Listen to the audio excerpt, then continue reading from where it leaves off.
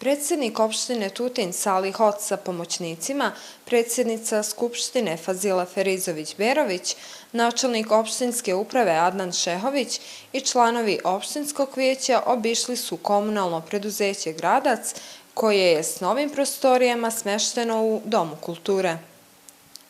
Direktor Erdžan Bahtijarević je rukovodstvo opštine upoznao sa radom i potrebama Tutinskog komunalnog preduzeća, koje je sa toplim danima započelo sa čišćenjem grada. Javno komunalno stambeno preduzeće Gradac je danas u saradnji sa vodovodom grada Novog Pazara počelo akciju čišćenja, odnosno pranja gradskog trga Šemsudin Kučević i naša namjera je da u daljem periodu u toku meseca marta